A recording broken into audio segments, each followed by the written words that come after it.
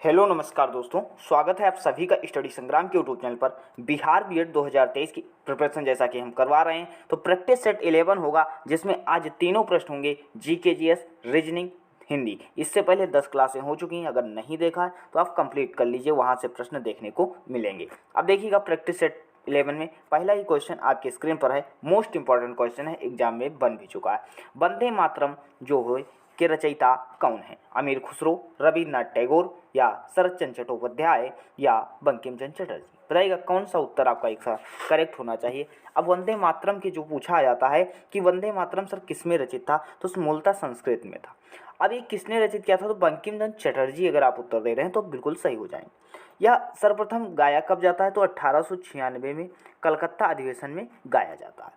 आपसे प्रश्न पूछा जाता है सर वंदे मातरम जो होता है यह कहाँ से लिया गया है, तो ये आनंद मठ से लिया गया है। यहाँ से 3 प्रश्न पूछे जाते हैं कि वंदे मातरम सर कहाँ से लिया गया, आनंद मठ से। पहली बार कब गाया गया, 1896 में गाया गया। किस अधिवेशन में गाया गया, तो कलकत्ता अधिवेशन में गाया गया। नेक्स्ट क्वेश्चन आपकी स्क्रीन पर है, बताइएगा।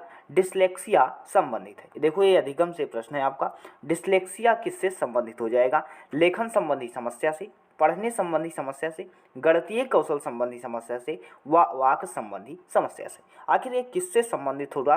डिसलेक्सिया पूछा जा रहा है, तो ये पढ़ने संबंधी विकार हो जाता है, पढ़ने संबंधी समस्या से हो जाता है। आखिर 3 और देख लेते हैं कौन कौन से हो जाएंगे।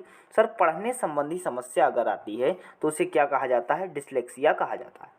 अगर गणित से संबंधित या गणितीय कौशल में कोई समस्या आ जाती है तो उसे क्या कहा जाता है? डिसकैलकुलिया कहा जाता है। क्या कहा जाएगा? डिसकैलकुलिया कहा जाएगा। अगर बच्चा मौखिक रूप से जैसे फंस जाता है तो क्या हो जाता है? डिस्फेजिया। मौखिक रूप से सीखने की क्षमता जो हो जाए तो अफेजिया या डिस्फेजिया कहा जाता है। नेक्स्ट क्वेश्चन आपकी स्क्रीन पर है, भाषा की सार्थक लघुत्तम इकाई क्या है? चैनल पर नए चैनल को सब्सक्राइब कर लो, क्योंकि बेस्ट क्वेश्चन कलेक्शन भी दिया जाता है और सारी चीज़ें जो बताई जाएंगी एग्जाम में यहाँ से आएंगी। अब भाषा की सार्थक लघुत्तम इकाई कौन सा होगा? शब्द होगा, पद होगा या वाक्य होगा या कौन सा होगा? बताइएगा। अगर यहाँ पे देखो वर्ड दिया गया होता, वर्ड दिया होता तब वर्ड और ध्वनि में आप कंफ्यूज हो सकते थे, लेकिन अब कंफ्यूज होने की बात ही नहीं, क्योंकि वर्ड दिया नहीं गया है और लघुत्तम इकाई पूछा गया है, तो क्या बताओगे? ध्वनि हो जाएगी। ऑप्शन नंबर सी बिल्कुल करेक्ट हो जाएगा। नेक्स्ट क्वेश्चन देखिएगा, पूर्ण विराम का प्रयोग किया जाता है। पूर्ण विराम का प्रयोग कहाँ पर किया जाएगा, यह प्रश्न पूछा गया है। वाक्य के प्रारंभ में, वाक्य के अंत में, वाक्य के मध्य में या इनमें से कोई नहीं। पूर्ण विराम जैसे अब विराम जो चिन्ह होते हैं कहाँ से लिए जाते हैं? सर विराम चिन्ह अंग्रेजी भाषा से लिए गए, अंग्रेजी भाषा से लिए गए।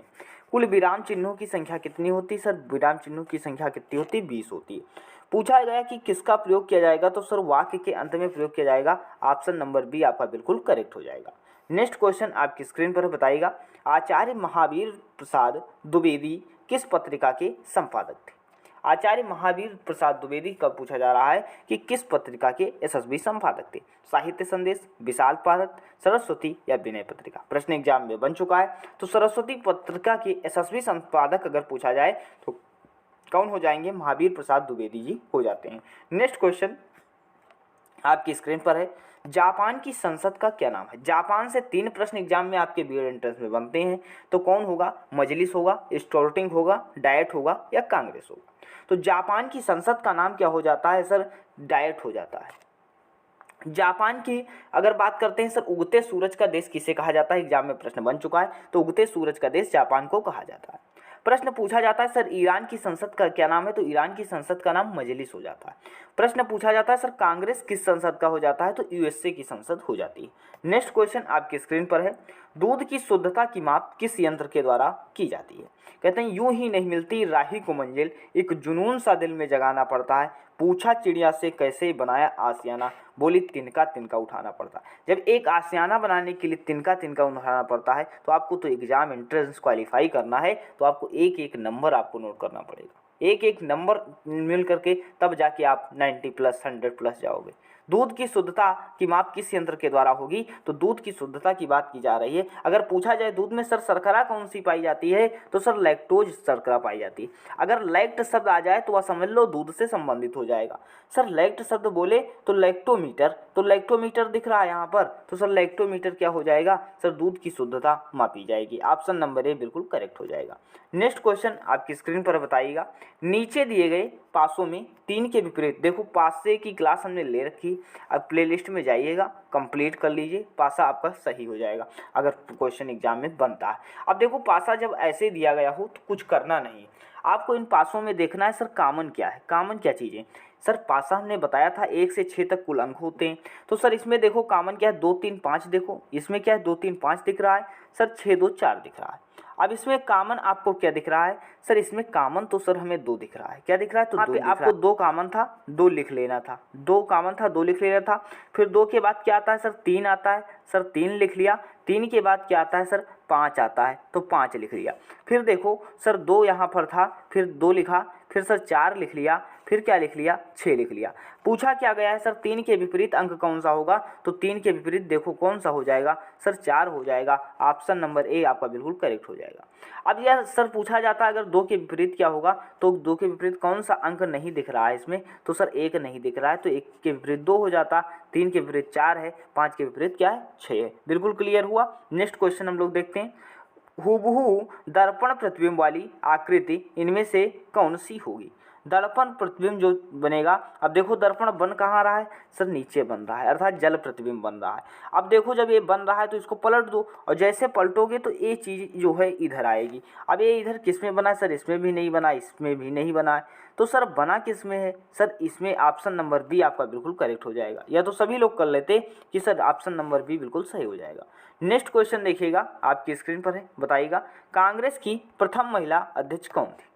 कांग्रेस की प्रथम महिला अध्यक्ष पूछा जा रहा है, सर कौन थी? तो कांग्रेस की स्थापना कब होती है? 1885 में होती। कौन करते हैं? संस्थापक कौन होते हैं? एवं होते हैं। प्रश्न एग्जाम में बन चुका है।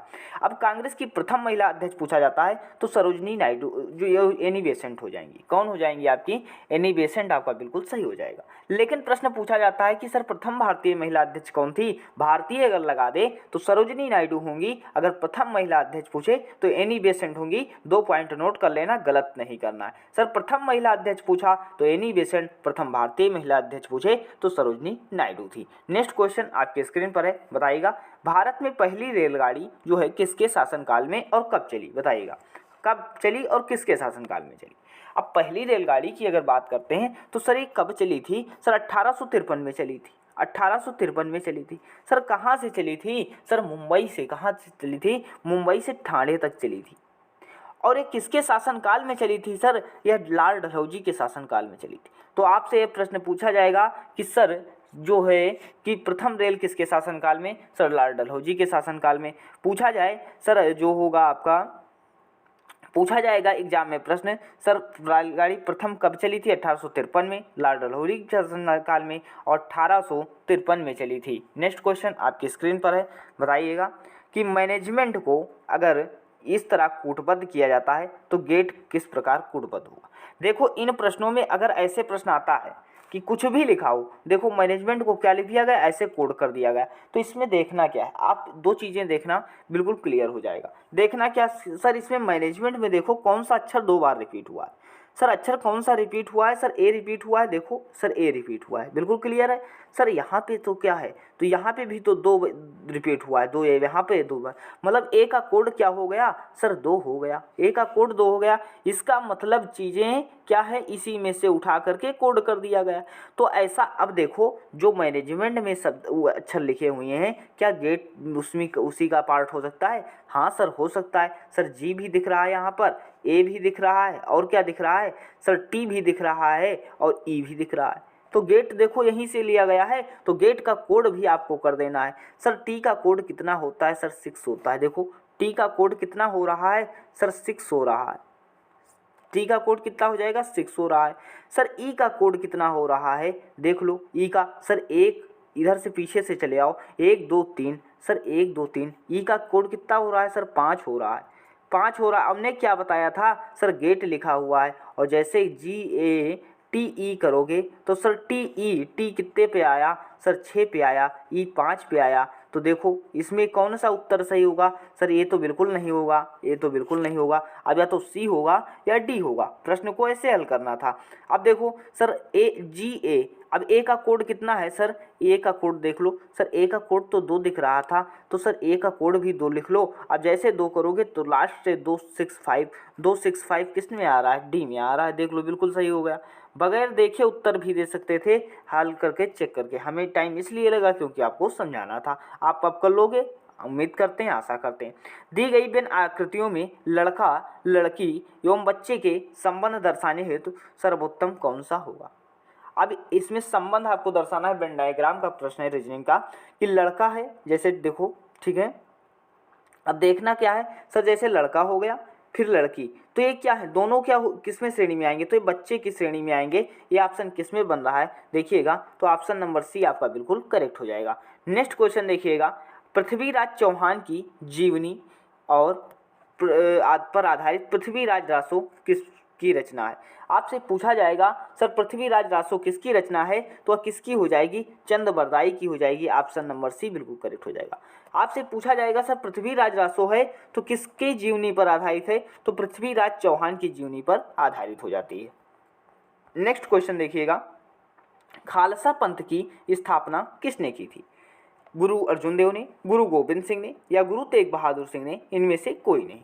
तो खालसा पंथ की स्थापना पूछा जा रहा है तो कौन हो जाते हैं सर, सिख धर्म के 10वें गुरु या अंतिम गुरु कौन होंगे, गुरु गोविंद सिंह हो जाते हैं, जो आपकी ऑप्शन नंबर बी आपका बिल्कुल करेक्ट हो जाएगा।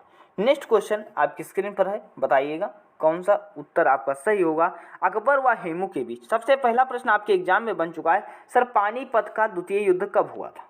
तो पानीपत का द्वितीय युद्ध कब हुआ था, 1556 ईस्वी में हुआ था।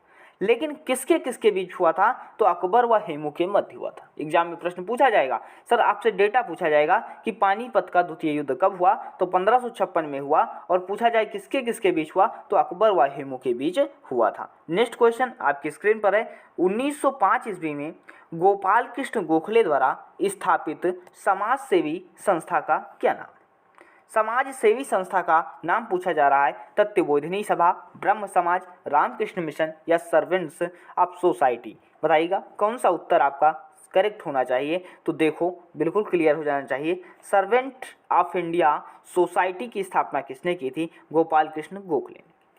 अगर प्रश्न 3 और पूछे जाएंगे सर, क्या क्या पूछा जाएगा, पूछा जाएगा आपसे रामकृष्ण मिशन की स्थापना कब और किसने की थी, तो 1897 में स्वामी विवेकानंद के द्वारा रामकृष्ण मिशन की स्थापना होती है। आपसे प्रश्न पूछा जाएगा ब्रह्म समाज की स्थापना कब होती है, तो 1828 में होती है, और कौन करते हैं, राजा राम मोहन राय करते हैं। आपसे एक प्रश्न और पूछा जा सकता है सर, तत्वबोधिनी सभा की स्थापना किसने की थी, तो देवेंद्र नाथ ठाकुर ने की थी, 1839 में की थी। आपसे एग्जाम में और प्रश्न पूछा जाएगा, सर्वेंट ऑफ सोसाइटी की स्थापना कब और किसने की, तो 1905 में गोपाल कृष्ण गोखले द्वारा की जाती है। नेक्स्ट क्वेश्चन आपकी स्क्रीन पर है, मुंह में राम बगल में छुरी लोकोक्ति का सही अर्थ आपको बताना है। इसका अर्थ तो सभी लोग बता दोगे, ऊपरी मित्रता, मन में शत्रुता, ईश्वर के नाम पर छल करना, चालाकी करना, राम का नाम पापी से ले सकता है। अब देखो क्लास को शेयर कर दो ताकि संख्या बढ़ जाए, क्योंकि मेहनत लगती है वही, कंटेंट जब आपको देंगे तो और बेस्ट हो सके, और इन क्वेश्चन की संख्या हम तभी बढ़ा देंगे क्योंकि तब बड़े टेस्ट देंगे अगर संख्या आप लोग बढ़वा देते हो। चैनल को सब्सक्राइब कर लो, उन सभी के पास शेयर कर दो जो लोग बीएड एंट्रेंस एग्जाम की प्रिपरेशन कर रहे हैं। अब मुंह में राम बगल में छुरी का अर्थ आपका क्या होगा, तो यहाँ पर ऊपरी मित्रता और मन में शत्रुता, ऑप्शन नंबर ए बिल्कुल करेक्ट हो जाएगा। नेक्स्ट क्वेश्चन आपकी स्क्रीन पर है, बताइएगा का उच्चारण स्थान क्या है, का उच्चारण स्थान क्या हो जाएगा, पूछा जा रहा है। इससे पहले हमने वर्णमाला पढ़ा रखा है, वर्ड विचार या वर्णमाला, आप जा करके प्लेलिस्ट में देख लीजिए, बिल्कुल क्लियर हो जाएगा। अब का उच्चारण स्थान सर पूछा जा रहा है, तो सर का उच्चारण स्थान कंठ हो जाता है, का वर्ग पूरा जो होगा इसका उच्चारण स्थान किससे होता है, सर कंठ से उच्चारण स्थान होता है। नेक्स्ट क्वेश्चन आपकी स्क्रीन पर है, मीठा का विलोम क्या होगा, विलोम पूछा जा रहा है सर, मीठा का विलोम फीका होगा, कड़वा होगा, या तीखा होगा, या नमकीन होगा। तो मीठा का विलोम आपसे पूछा जा रहा है, तो मीठा का विलोम क्या हो जाएगा, कड़वा, ऑप्शन नंबर बी बिल्कुल करेक्ट हो जाएगा। नेक्स्ट क्वेश्चन देखिएगा आपकी स्क्रीन पर है, आकाश पाताल एक कर देना का अर्थ क्या होगा, आकाश पाताल एक कर देना, मुहावरे का अर्थ हुआ झूठ बोलना, धोखा देना या बड़ी बातें करना, कठिन परिश्रम। बताइएगा कौन सा उत्तर बिल्कुल करेक्ट होना चाहिए। तो कठिन परिश्रम करना आपका ऑप्शन नंबर डी बिल्कुल करेक्ट हो जाएगा। नेक्स्ट क्वेश्चन आपकी स्क्रीन पर है। बताइएगा किस संविधान संशोधन के द्वारा मताधिकार की आयु को 21 वर्ष से घटाकर 18 वर्ष किया गया। आपसे एग्जाम में प्रश्न पूछा जाएगा वर्तमान में मतदान करने की आयु कितनी वर्ष है, तो आप क्या बताओगे सर 18 वर्ष बताओगे। लेकिन पूछा जाए पहले कितनी वर्ष थी, तो 21 वर्ष थी। ये कब थी, 1989 के पहले थी। अब एक कौन सा अधिनियम आता है सर, 61वां संविधान संशोधन अधिनियम 1989 आता है, जिसमें 21 वर्ष से आयु जो है मतदान करने की 18 वर्ष कर दी गई। अब संविधान संशोधन नहीं पढ़ा रखा है, प्लेलिस्ट में जाओ, संविधान संशोधन पढ़ा रखा है। कम से कम 3 क्वेश्चन वहाँ से आएंगे और आप लोग करके आओगे। एग्जाम में नंबर 1 स्कोर रहेगा उस क्लास से, क्योंकि वहाँ से संविधान संशोधन से प्रश्न पूछा जा रहा है। और क्लासें हम टॉपिक वाइज ले रहे हैं। प्लेलिस्ट में जाओ, लगभग 10 प्रैक्टिस सेट पहले के अपलोड हैं, जो जीके जीएस आपको एग्जैक्ट क्वेश्चन एग्जाम में मिलने वाले, और सारी चीज़ों को कंप्लीट करवाया जा रहा है। जैसे अब देखो, फिर नेक्स्ट क्वेश्चन देखो, विश्व शिक्षक दिवस मनाया जाता है। विश्व शिक्षक दिवस मनाया जाता है, सभी लोग क्वेश्चन को गलत कर दोगे। 5 अक्टूबर, 5 दिसंबर, 5 अगस्त या 5 सितंबर। तो विश्व शिक्षक दिवस सर कब मनाया जाएगा, तो ये सब लोग तो 5 सितंबर बता रहे होंगे, हम उम्मीद करते हैं, लेकिन 5 सितंबर नहीं होगा सर। विश्व शिक्षक दिवस, अंतर्राष्ट्रीय शिक्षक दिवस पूछा जा रहा है 5 अक्टूबर को होगा, जबकि राष्ट्रीय शिक्षक जो होता है वह 5 सितंबर को आपका मनाया जाता है। नेक्स्ट क्वेश्चन, अब देखो इसमें कंफ्यूज होने की कोई ज़रूरत नहीं। अंतर्राष्ट्रीय देख लेना एग्जाम में, ये ऐसी गलती मत करना। अंतर्राष्ट्रीय या विश्व शिक्षक दिवस पूछा जाए तो 5 अक्टूबर, अगर राष्ट्रीय पूछा जाए तो 5 सितंबर हो जाएगा। नेक्स्ट क्वेश्चन, अब इसके बाद आप प्लेलिस्ट में जाइए, 10 क्लासें जो जीके जीएस की अपलोड हैं उन सबको देख लिए, जहां से आपको एग्जाम में एग्जैक्ट क्वेश्चन मिलने वाले। तो चैनल को सब्सक्राइब कर लो, नोटिफिकेशन ऑन कर लो, वीडियो को लाइक करके उन सभी के पास शेयर कर दो जिनको क्लास की आवश्यकता है। एक हमारे मोटिवेशन के लिए आपको एक शेयर तो बनता है, ताकि हम क्लास आपको कंटेंट बेस्ट उपलब्ध करवा सकें और अधिक ये प्रैक्टिस सेट को हम जो है ड्यूरेशन बढ़ा देंगे। तो अभी तक यहीं तक, मिलते हैं नेक्स्ट वीडियो में। धन्यवाद।